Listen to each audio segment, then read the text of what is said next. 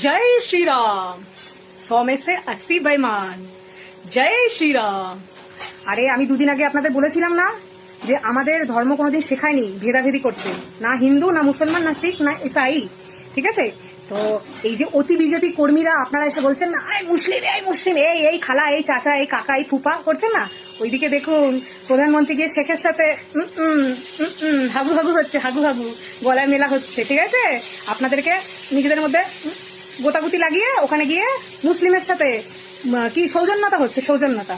নিজেরা এদিকে মুসলিম ভোট চাই না, মুসলিম লোক চাই না, তাহলে মুসলিমদের সাথে যাচ্ছে কেন দেখা করতে? সৌজন্যতা দেখাতে। নিজেদের মধ্যে চুলোচুলি লাগিয়ে অন্যদের কাছে গিয়ে সৌজন্যতা দেখানো হচ্ছে।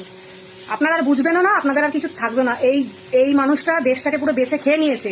75 বছর আগে জওয়াহরলাল নেহরু বলে গেছিল না যে এই সময় যদি ঠিকঠাক না করা হয় 75 বছর পরে দেখবো আমাদের দেশটা এই ধর্ম করে বেঁচে দিয়েছে। তাই হচ্ছে, দেশটাকে পুরো বেঁচে দিয়েছে, আরো দেবে। আর আপনারা তো বেচার জন্য পেছনটাকে খুলে রেখে দিয়েছেন, ব্যাস একদম আসছে মেরে দিয়ে চলে যাচ্ছে। আর কিছু করার নেই আপনাদের জীবন এইভাবেই চলে যাবে। কাটাতে থাকুন খালি জয় শ্রীরাম। গ্যাসের দাম কেউ বলছে না জয় শ্রীরাম, ওষুধের দাম বেড়ে যাচ্ছে কেউ বলছে না জয় শ্রীরাম, খাবারের দাম বেড়ে যাচ্ছে কেউ বলছে না, খালি জয় শ্রীরাম করতে থাকো, সব হয়ে যাবে। ধর্ম একদম আমার ধর্ম আমার কাছে, আমার কর্ম আমার কাছে। আমি কর্ম না করলে আমাকে ধর্ম বসিয়ে খাওয়াবে না, ঠিক আছে? কর্মটাকে মাথায় রাখুন। শুধু ধর্ম করলে না তো ভগবান এসে আপনার মুখে মুটবে না।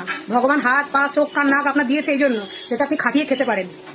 ধর্ম থাকে অন্তরে, ধর্ম বাইরে জয় শ্রীরাম বলে সব ধর্ম হয় না, দেখালে ধর্ম হয় না। ধর্মটাকে অন্তরে রাখতে হয়।